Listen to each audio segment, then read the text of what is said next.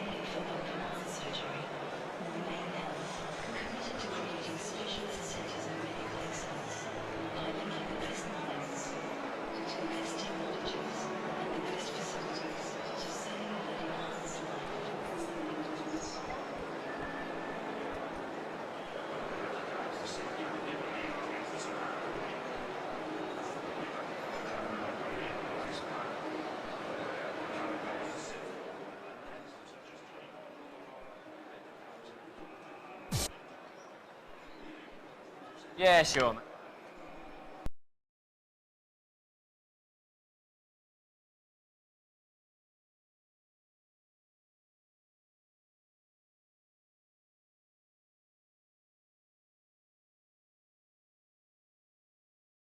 Yes, there was some joy in the second quarter for the Kangaroos. They started indifferently though. Carlton kicked the first 3 goals of the game, with the Blues with plenty of injury problems, and the Kangaroos getting on top in that second term. 9-11-65, Carlton 7-8-50. Lappen really keeping the Blues in the game with 3 magnificent goals. David King kicked that cracker just before half-time. But 9-11-65 the Kangaroos, and Carlton 7-8-50 at half-time. Well, Russell, it's been a very interesting opening half. Tough for the Blues with all the injury problems, but really the Kangaroos could have been further ahead. Carlton kicked that late goal through Lappen, and they've missed plenty of chances as well, the Kangaroos. Oh, they have. They should be well ahead, I would say, in my opinion. The misses that they've accumulated over the afternoon has been fairly costly. And we know that you have to put not only physical pressure on, but you've really got to put the mental pressure on the scoreboard, Anthony. They had trouble, didn't they, coming in through centre-half forward for quite a bit of the first half, but they just overwhelmed them, I guess, with numbers towards the end of that second quarter. Oh, they were very good. They had so much support around the ball. They could feed it off, hit it off to a bloke in front. First bloke without pressure can kick the footy, and they did very well in that second half. Or even Anthony Stevens missed. So seeing those shots, I mean, some of them were very gettable shots at goal, weren't they? Hopefully they won't be too costly for them. Well, as far as the Blues are concerned, they started so well, didn't they? I mean, they had so much of the ball in the first quarter. Their midfielders, their experienced players, Ratton, Camporelli, Bradley, were all doing really well. Camporelli in particular I think he had 11 touches before he went off injured, and it wasn't even at quarter time at that stage. Yeah, well, I think it was about 5 minutes before quarter time he had 11 touches, Anthony, and he was just running the line so well from half back right through to half forward. And you can see finishing his good work there with the goal. He's always there to lend support to whoever had the footy, and his positioning of the ball is absolutely brilliant. That's why he's such a good player. He can spot blokes up, and I reckon that's the one where he hurt his thigh. It was a beautiful kick, but I reckon he overstretched, and maybe that's what did his thigh muscle.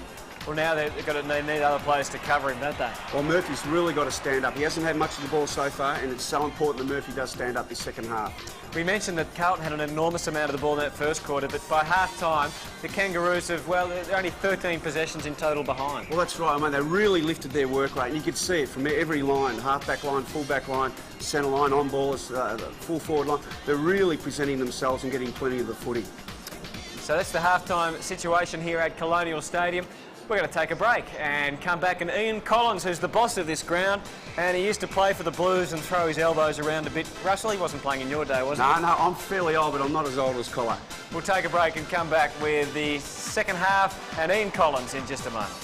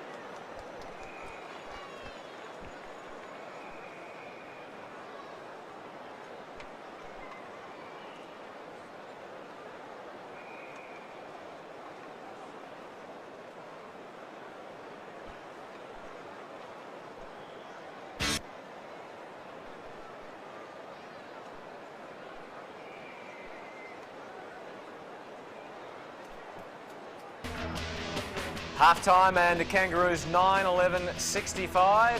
Clayton and Pickett 2 goals and Carlton 7-8-50 at half-time. Well, there's another match going on, and it's Geelong and Fremantle. There are some replays coming up, so if you don't want to know the score, look away now.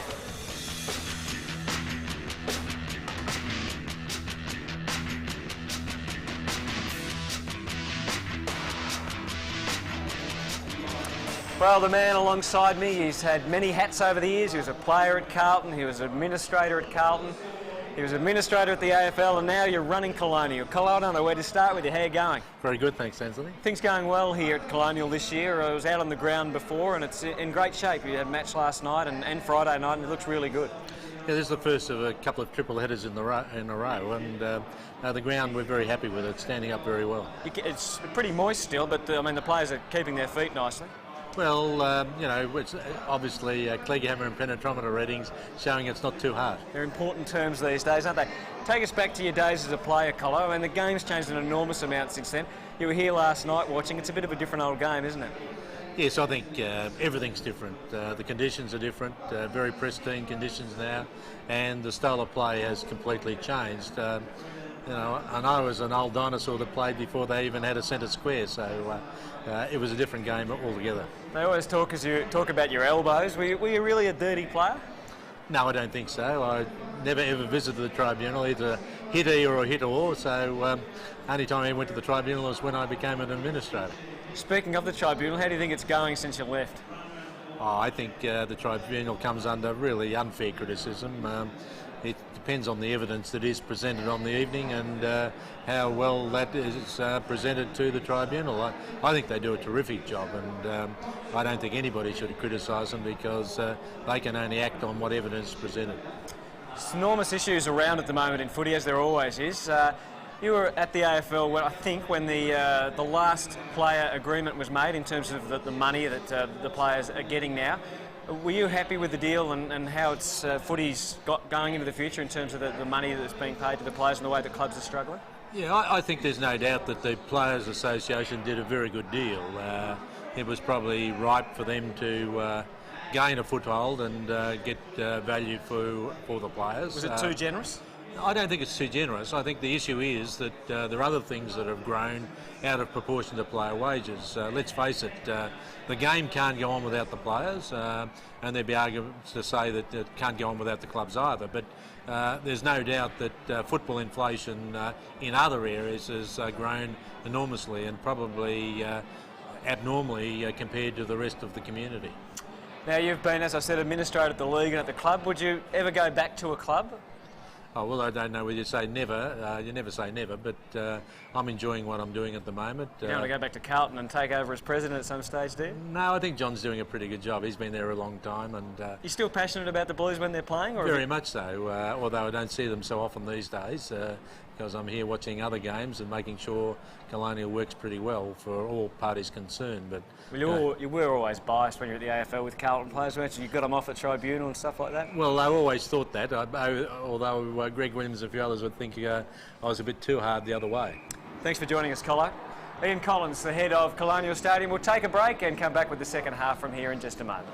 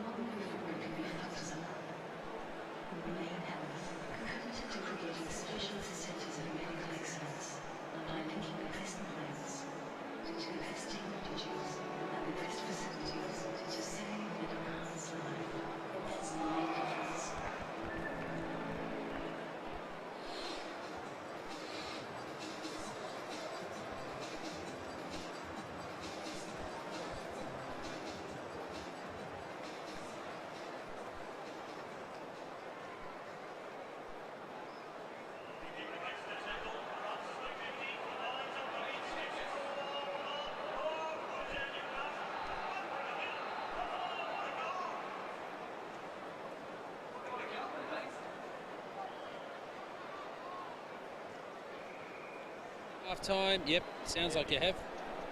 Okay.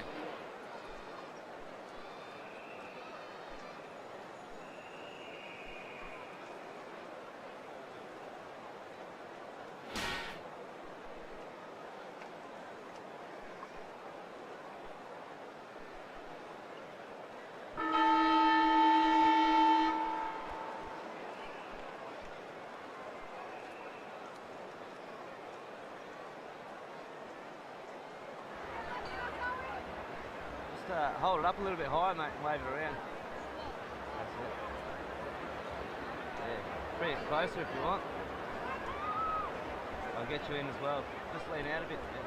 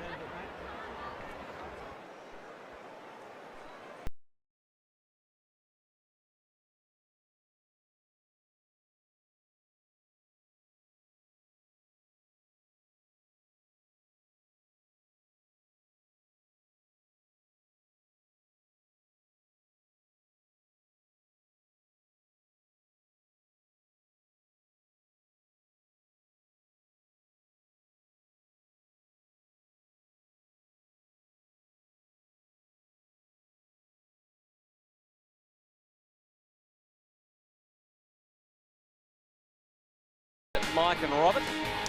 Yes, and that's a terrific show, of course, on the couch, and that's Mondays, 8:30, Fox Footy Channel. Talking of terrific shows, Russell. League teams, yes, it is a great show, Anthony. The compare there, we've got Mike Sheen, myself, and John Barnes, isn't he? Well, that's a legend. It is worth watching just to hear some of the stupid things and interesting things as well that Barnesy says. He actually tipped the draw yesterday. Anyway, let's get down to France. Wrong game, but he tipped the draw. Let's get to Francis Leach.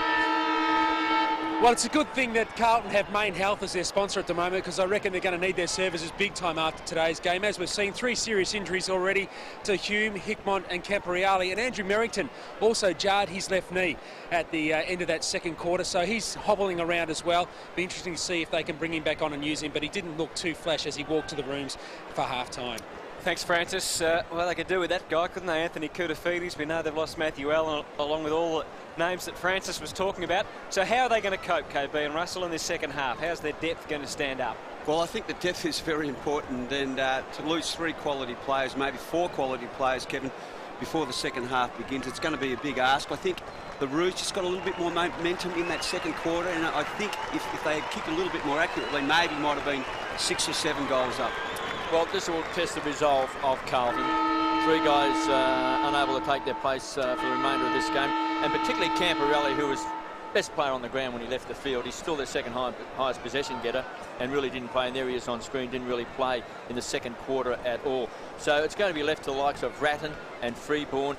Maybe Justin Murphy's just had the 7 possessions, that maybe they can pull something off in the midfield, pump the ball down in that forward line. Don't really have anyone down there that's going to, apart from Lappin on the forward line at this stage. He might have to kick 6 or 7 goals for Carlton to win this game. The Kangaroos, they're just such an economical side. Out of the game early in the first quarter when they had possessions doubled by Carlton, yet at quarter time they just trailed by the 5 points, and they'll just keep pumping the ball down. Been very good. Shane Clayton's kicked a couple of goals. Byron Pickett's been very dangerous with 2 goals as well. Severio Rocca's been off target. He kicked 3 behinds in that second quarter. Yeah, if he was on song, then I think the score would have been a real blowout. But Whitnell's got to put his hand up. Kevin Ollie is so important. I know he can play up back and can play up forward, but he's really got to take charge here if they do start him up forward. But no, it doesn't look as though they are. It looks as though he's going to centre-half back again. Well, that's the problem when you're lacking key position players.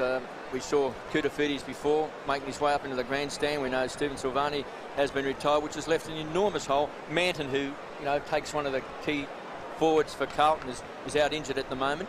So they're virtually forced to play Lance Whitnell down back. Now, at some stage during the game, maybe things get really desperate and they need to kick some goals to win.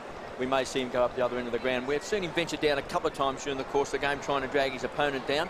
But at this moment, that man there on screen has been the best forward for him, Matthew Lappin. I see Beaumont. Was Beaumont going down that way? No, Merrington's still going down there at full forward. So they've got Lappin, Merrington on the forward line. So apart from Lappin, they're really struggling for a goal kicker to stand up. Yeah, look, they've been very game, as we saw. Unfortunately, Hickmont throw himself a ball and Archer come across his hand and break his wrist. Young Hume running at Mickey Martin at 1,000,000 miles an hour. Look, their endeavour's been sensational, but you just get the feeling, Kevin, that the wheels are turning in the room machine, and maybe they might run right over the top of them in the second half. Well, it's certainly going to test their resolve. No Hickmott, no Hume, no Camperell in the second half of this game at Colonial Stadium.